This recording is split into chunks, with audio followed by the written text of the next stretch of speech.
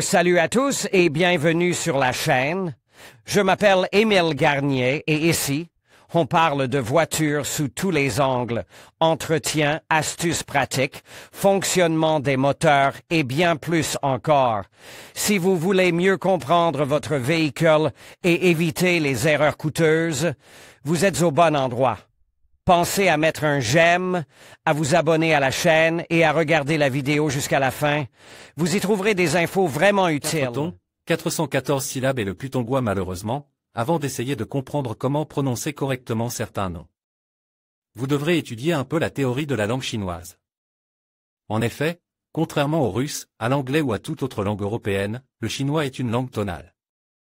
C'est-à-dire que l'intonation avec laquelle une syllabe, ou un mot, est prononcée en modifie le sens. Bien sûr, aucun d'entre nous ne hurlera comme le vent en prononçant Baojun, Baojin, mais nous ne devrions pas être surpris que certaines combinaisons de lettres en latin sonnent différemment de ce à quoi nous nous attendons, traduire la langue tonale chinoise. Dans n'importe quelle langue non tonale est une science. Plus précisément, il s'agit d'un système qui porte son propre nom, le pinyin. Il sert à transcrire les caractères à l'aide de lettres latines et de signes de tonalité, sans lesquels cette transcription est impossible. Dans nos noms de marque, les signes de tonalité sont omis, il est donc encore plus difficile, ou peut-être plus facile, cela dépend de la façon dont on voit les choses, de s'y retrouver.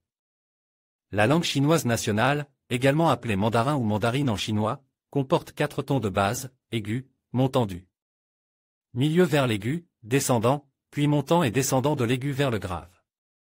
Le 5e ton est neutré et souvent négligé. Le chinois ne compte que 414 syllabes, ce qui est insuffisant. Mais si l'on tient compte du fait que chaque syllabe peut être prononcée de 4 manières différentes, le nombre de syllabes s'élève à 1324, ce qui est déjà grave. Mais c'est absolument incompréhensible pour ceux qui n'ont pas l'habitude de parler et de pratiquer le solfège en même temps. Néanmoins, le pinyin existe toujours, ce qui signifie qu'il y a un système pour traduire tous ces sons en latin. Mais il faut ensuite traduire le latin en cyrillique, ce qui ne fonctionne pas toujours très bien. Je me souviens très bien de l'époque où l'usine Hyundai Motor Manufacturing russe de Saint-Pétersbourg avait une enseigne en cyrillique. Parce que beaucoup de nos partenaires de l'Est étaient gênés par notre prononciation de Hyundai, Hyundai. Nous avons dû l'écrire en russe, Hyundai. Même si, il faut bien l'admettre, ce nom est reste Hyundai pour de nombreuses personnes. Aujourd'hui, dans l'une des nouvelles concessions, j'ai remarqué un panneau, Changan, qui a remplacé l'ancien panneau, Changan. Eh bien, disons qu'il en est ainsi, même si cette transcription n'est pas non plus très claire. Cependant, la tendance est lancée, on commence lentement à nous apprendre à parler chinois en russe. À la fin de la partie théorique, j'aimerais ajouter qu'en plus du mandarin, il existe des dizaines de dialectes en Chine. Pour que tout soit le plus précis possible, j'ai demandé à mon vieil ami, un traducteur professionnel de Pékin nommé Hong Yi, qui restera pour moi Sacha, d'écrire comment les noms de marques sont prononcés à Pékin, et en caractères, pas en cyrillique. Honnêtement, certaines choses m'ont choqué. Mais regardons d'abord ce qu'il m'a répondu et ajoutons quelques commentaires. Dieu, le trotteur, le vent et tous les autres commençons par étudier les marques par ordre alphabétique, et la première est Aeolus. Sous-marque de Dongfeng, qui en Chine s'écrit différemment en caractères, pinyin Fanshan. En mandarin, le nom se prononce Fengshen. Le nom de la marque se traduit par Dieu du vent. Encore une fois, il ne s'agit pas de la prononciation latine, mais de la façon dont le nom de cette marque est prononcé en chinois. Mandarin, putonghua, et il y a donc un désaccord évident avec le latin Aeolus. Premier choc, Aeolus est Fengshen. Pour Baojun, alias, les choses sont plus simples, il faut lire Baojun, et cela signifie excellent trotteur. Modeste et de bon goût. BEC est une abréviation qui signifie Beijing Automobile Concern.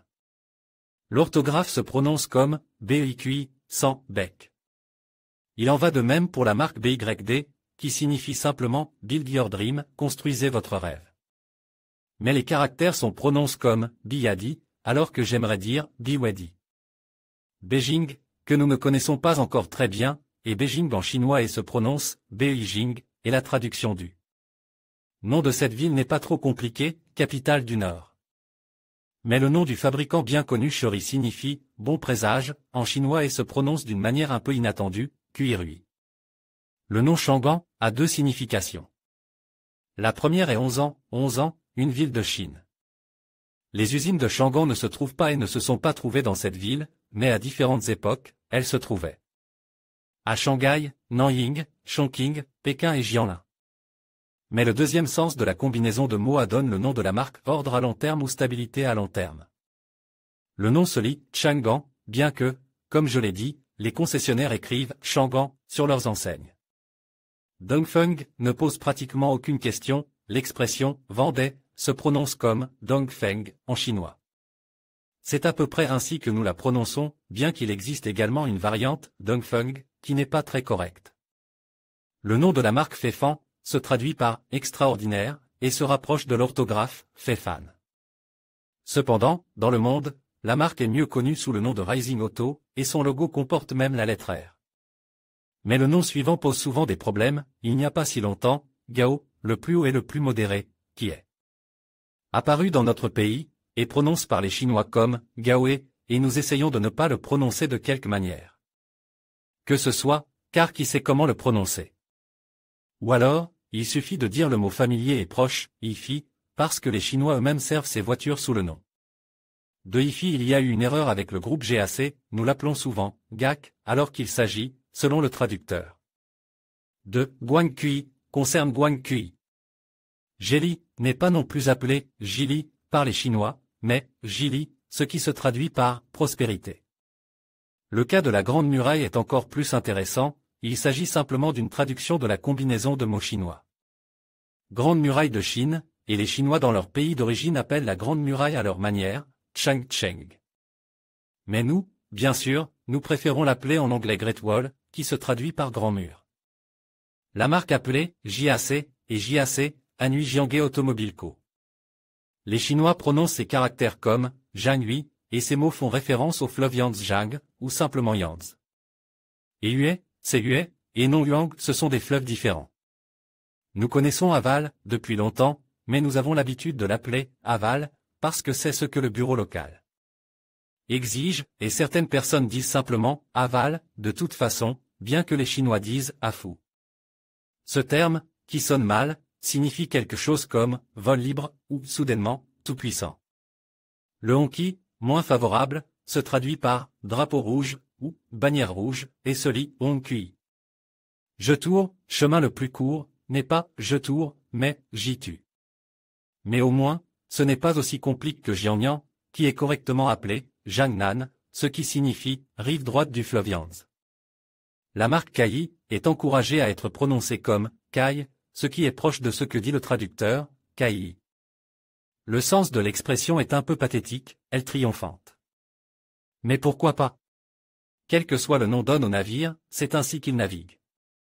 Nous appelons la sous-marque Chery Omoda, bien que mon compagnon prononce le nom chinois, Nouvelle Mode, comme Omoda. Mais pour nous, c'est clairement exagéré, sur notre marche, Omoda devrait toujours s'appeler Omoda.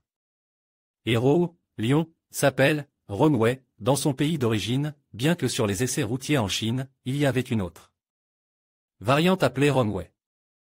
Oh, ce putongois. Tank est un char d'assaut en Afrique et, curieusement, en Chine également. Seulement, il le prononce comme tanké. Mais la légende, Trumpchi, ressemble à Xuancui en chinois. Au moins, il y a un point commun. Une histoire intéressante s'est produite avec une autre sous-marque de Dongfeng Voya. Dans notre pays, ce nom se prononce Voya, avec un accent sur le O, mais les Chinois disent Feng Tu, bien que sur leur marche, le nom de cette marque s'écrive Lentu. Pour être honnête, je n'ai pas compris pourquoi le mot signifie copie légère dans la traduction. En théorie, il existe un oiseau mythique appelé Peng, qui est représenté sur le logo Voya avec le poisson Kyung, tout aussi mythique. Mais tout cela est trop compliqué pour ma santé mentale. Cela va devenir encore plus compliqué à partir de maintenant. L'oiseau Peng est un oiseau géant qui peut couvrir tout le ciel. Il est d'autant plus surprenant que le nom de la marque Xpeng, Xiaopeng, se traduise littéralement par « petit oiseau géant de Peng ». Petit géant? En fait, oui, car Peng est précisément un oiseau géant, et pas seulement un oiseau. Le fait qu'il soit petit dans ce cas n'a pas d'importance. Et en général, vous ne devriez pas prêter attention à ces details, le fait est que le prénom est le nom de famille de l'un des fondateurs de l'entreprise et président de son conseil d'administration sont Xiaopeng. En d'autres termes, la marque a été baptisée d'après le nom de famille du fondateur. C'est fort en chinois. Terminons ce tour d'horizon avec la marque Wei. Le caractère se traduit par nom de famille, ou grand, et se lit Weirai.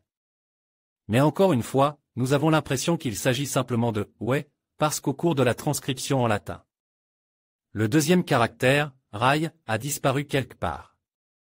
Le traducteur n'a pas pu me l'expliquer. En Chine, le nom de la marque se prononce exactement comme Weirai. Et un peu plus d'explications comme je l'ai déjà mentionné, de nombreuses marques chinoises sont appelées de manière légèrement différente dans leur pays d'origine et en Russie. Il ne s'agit pas seulement du système de transcription des caractères en pinyin latin, puis de la transcription du latin en cyrillique. Bien que cela rende l'ensemble du processus très compliqué, mais aussi du fait que les Chinois donnent souvent un nom différent à une marque lorsqu'elle entre sur notre marche. D'où certaines difficultés, sans compter que la prononciation des noms en Russie est délibérément simplifiée afin de pouvoir s'en souvenir d'une manière ou d'une autre. Il y a quelques jours, j'ai eu la chance de parler à un autre Chinois avec qui nous discutions de certains noms. Il m'a dit ceci, oui, en Chine, Cheri s'appelle Q18 ans, mais pour nous, les Russes, ils écrivent spécifiquement Cheri, et non. Ils nous disent donc de nous calmer et de dire Cheri. Compris, accepte.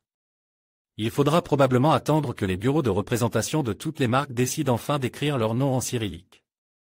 Et tant qu'ils ne seront pas pressés de le faire, nous aurons de nouvelles Lamborghini, Hyundai et Chevrolet.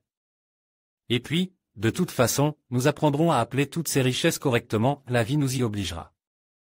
En conclusion, comprendre les noms de marques chinoises et leur prononciation est essentiel pour naviguer dans le monde du commerce et de la culture. Le terme « petit oiseau géant » illustre parfaitement comment des mots simples peuvent porter des significations profondes et des histoires fascinantes.